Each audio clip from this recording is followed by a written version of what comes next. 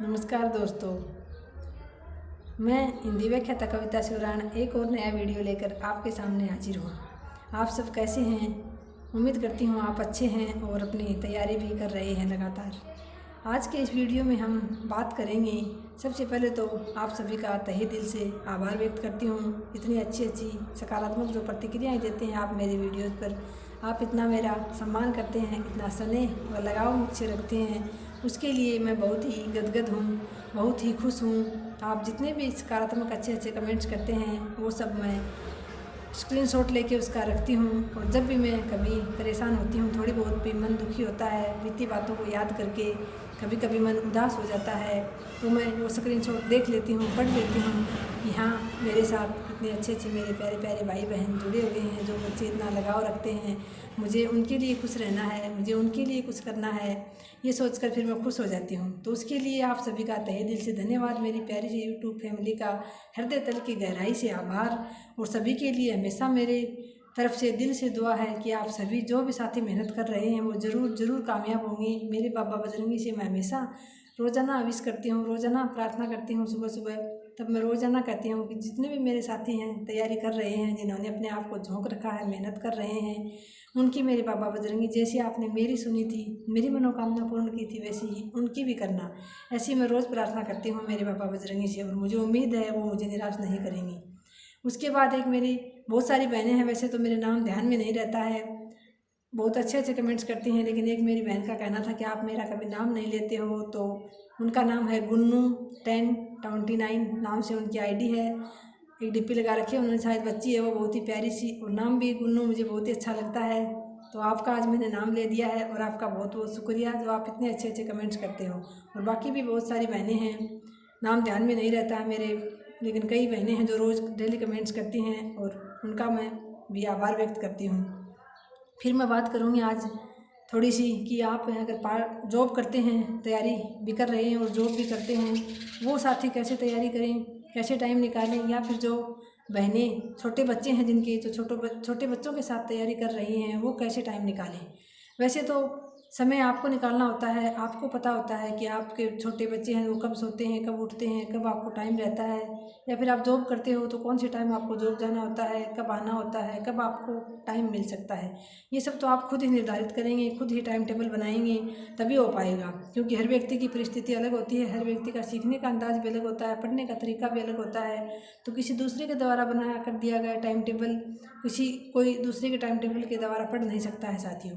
ये तो आपको खुद को ही मैनेज करना होगा, और अगर आप चाहें तो खुद क्या नहीं कर सकते। चाहे कितना भी बिजी शेड्यूल हो साथियों, आप टाइम निकाल सकते हैं अगर चाहें तो। वो आपकी इच्छा शक्ति पर निर्भर करता है कि आपकी इच्छा शक्ति कितनी मजबूत है। एक तो आप बस ये सोच रहे हो कि टाइम नहीं मिल रहा, इतना कहने से काम चल रहा है, और एक आप ये सोच रहे हो कि नहीं मिल क्यों नहीं रहा, टाइम तो मुझे निकालना है, क्योंकि मुझे 2025 में एक सीट चाहिए, हर हाल में नौकरी चाहिए। तो वो तो आप पर निर्भर करता है। लेकिन फिर भी कहना चाहूँगी, जैसे कि जिन बहनों के छोटे बच्चे हैं, जैसे वो स्कूल नहीं जाते, जिन बहनों के स्कूल जाते हैं, छोटे बच्चे हैं, स्कूल चले जाते हैं, तो वो तो सुबह सुबह स्कूल के लिए उनको तैयार करके और फिर जल्दी साथ में ही काम निपटाने की कोशिश करें।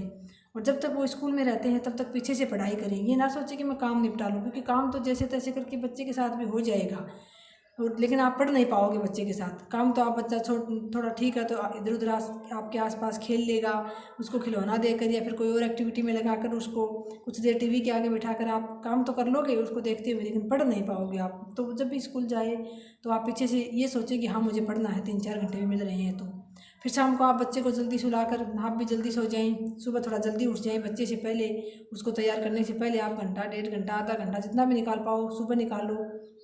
फिर जैसे कि आप काम कर रहे हो, बच्चा खेल रहा है इधर उधर, तो फिर आप साथ साथ में वीडियो सुन सकते हैं। वीडियो के द्वारा भी आपको कुछ ना कुछ तो याद होता रहेगा, आपके कानों में पड़ता रहेगा।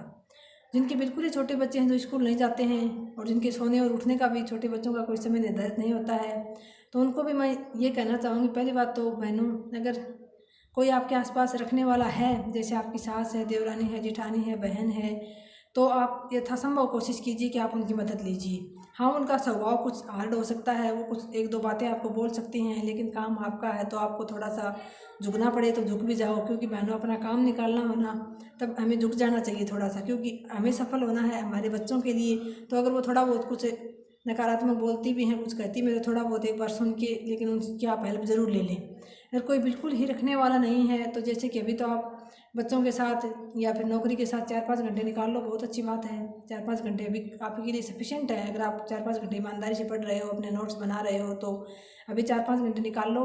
जब वैकेंसी आ जाए, यानी भर्ती आ जाए और ये लगे कि हाँ अभी 3-4 महीने बाद परीक्षा हो जाएगी, उस समय आप या तो अपने जैसे बहनें हैं वो अपनी मम्मी के पास पीयर में अपने बच्चे को छोड़ सकती हैं, या फिर कुछ दिन वहाँ कोई रखने वाला हो तो आप घर से बाहर लाइब्रेरी वगैरह ज्वाइन करके 4-5 महीने, 4-5 नहीं तो भी 3-4 महीने कम से कम आप 7-8 घंटे लाइब्रेरी ज्वाइन करके वहाँ पढ़ लोगी तो भी आपका चयन हो जाएगा। क्योंकि अभी आप बच्चे के साथ साथ, नौकरी के साथ साथ अभी आप तैयारी करते रहो, नोट्स बना लो अपने। एक बार आपके हाथों से नोट्स तैयार हो जाएंगे ना, फिर आपको तैयारी करते हुए आता जोर आएगा। बार बार आपको उन्हीं नोट्स को पढ़ना है। तो आप अभी नोट्स बना लीजिए, धीरे धीरे अपना पाठ्यक्रम पर आप अधिकार जताते जाइए। जब भी समय मिले कोई वीडियो सुन लीजिए काम करते हुए, फिर जैसे पार्ट टाइम जॉब करते हो आप। मानती हूँ बहुत सारी बहनों की, भाई भी हैं जिनकी मजबूरी है नौकरी करना भी, क्योंकि तैयारी के भरोसे बैठा नहीं रहा जाता। क्योंकि कोई फिक्स टाइम तो है नहीं कि भर्ती आ ही जाएगी, कब तक एग्जाम हो ही जाएगा। ऐसा काम चल रहा है, कितने दिनों से सुन रहे हैं भर्ती आ रही है, देखो कब तक आए। तो इतना लंबे समय तो किसी के पास नहीं होता तैयारी पर बैठे रहने के लिए। तो नौकरी करना भी मजबूरी है। तो नौकरी के साथ साथ भी आप स्कूल में पढ़ाती हैं तो आप ऐसी क्लासों को पढ़ाइए जहाँ आपका कुछ पार्ट संभव हो। तो बड़ी क्लासों को, जैसे आपका कुछ पार्ट तैयार हो रहा हो वहाँ भी व्याकरण वगैरह का, या फिर 11वीं-12वीं में जैसे हिंदी साहित्य आपके पास हिंदी सब्जेक्ट है तो, या फिर SST पढ़ाते हो आप 6 से 9th 10th तक, तो वहाँ भी आपका GK का पार्ट कुछ आपका मजबूत होगा। वहाँ बच्चों को पढ़ाओगे तो ऐसा कोशिश कीजिए कि आपका वहाँ भी कुछ आपका तैयार होता रहे। उसके बाद जब भर्ती आ जाए और परीक्षा नज़दीक हो तो आप 4-5 महीने के लिए नौकरी छोड़ देना। एक बार पूरा जी जान लगा के झोंक कर अपने आप को तैयारी कर लेना। और अभी आप 4-5 घंटे, 3-4 घंटे भी आप निकाल पा रहे हो जॉब के साथ तो भी अच्छी बात है। तो ये, और छोटी बहन और जो बच्चे हैं उनको, जैसे कि मैंने तो बता रही हूँ, लास्ट समय तो जब मैंने तैयारी की 1 साल तो मेरे बच्चे मेरे पास थे नहीं, मेरी बहन ने रखे थे। और मुझे घर का काम था, जैसे घर का काम होता है वो तो फिक्स होता है। घर का काम घंटे 2 घंटे में आप आराम से करके और फिर बैठ के निश्चित होकर मैं पढ़ लेती थी, क्योंकि कोई बीच में डिस्टर्ब करने वाला नहीं था। 2-3 घंटे सुबह लगते थे, शाम को लगते थे, दोपहर को, जितना भी होता था लगातार करके फिर मैं लगातार घंटा 1.5 घंटा एक बार बैठ जाती थी तो किताब पे बैठ ही जाती थी। लेकिन छोटे बच्चों वाला तो वही है, छोटे बच्चे तो कब उनको प्यास लगाए, कब उनको भूख लगाए, कब वो सो जाएं, सो रहे हैं तो कब जग जाएं, उनका तो कोई निश्चित समय तो होता नहीं है। तो छोटे बच्चों के साथ जब तक मेरे बच्चे छोटे थे, मैंने कुछ दिन तैयारी की थी तो मैंने मेरी मम्मी के पास छोड़ा था बच्चों को, क्योंकि मेरी बहन की भी जब तक छोटा बेटा था। तो ऐसे करके अगर आपकी मम्मी है रखने के योग्य, मतलब रख पाएँ वो, तो आप उनके पास छोड़ दीजिए कुछ दिनों के लिए, उनकी मदद ले लीजिए। यानी जहाँ कहीं भी आपको हेल्प मिले इस समय में, क्योंकि ये समय ऐसा होता है बहनों, संघर्ष का दौर होता है ये। और ऐसे समय में अगर कोई मदद करता भी है तो आप उसकी मदद बेझिझक ले लीजिए, भले ही उसके लिए आपको थोड़ा बहुत झुकना पड़े। तो झुकने से कुछ नहीं हो जाता, क्योंकि आपकी ज़िंदगी बन जाएगी। अगर अभी आप अकड़ में रहोगे कि नहीं मुझे नहीं इसका एहसान लेना, नहीं रखवाने बच्चे मुझे इससे, तो फिर ज़िंदगी भर नुकसान ही रहेगा। और फिर सभी, आपको पता है सभी व्यक्तियों के अपने अपने संस्कार होते हैं, सभी उसके अकॉर्डिंग ही व्यवहार करते हैं। तो आप ये सोच लीजिए कि जो आपके सामने जो व्यक्ति है वो अपने संस्कारों के अकॉर्डिंग आपसे व्यवहार कर रहा है, उसके वो संस्कार हैं, लेकिन आपके संस्कार अच्छे हैं, आप बने रहो अच्छे। तो आपको सफाई देने की आवश्यकता नहीं है कि आप अच्छे हैं, ऊपर भगवान देख रहा होता है, वो अपने आप फल दे देता है आपकी सच्चाई और अच्छाई का। तो आप बेझिझक होकर, मैं तो यही कहूँगी, कहीं भी मदद मिल रही हो आपको, चाहे भले ही आपके अड़ोस पड़ोस में कोई लेडीज़ हो ऐसी जो आपके बच्चे को घंटे 2 घंटे रख ले, आपका रिश्तेदार ना होकर, तो भी आप आराम से अपने बच्चे को उसके पास छोड़ के आप ज़रूर तैयारी करिए, मैं तो यही कहूँगी। और मेरी बहन ने रख लिए थे और आज भी मैं यहाँ बेझिझक यहाँ पे नौकरी कर रही हूँ, कोई टेंशन नहीं है बच्चों की। तो मेरे तो बच्चे आज भी मेरी बहन ही रख रही है, उसका तो वो तो मेरे लिए एक फरिश्ता है।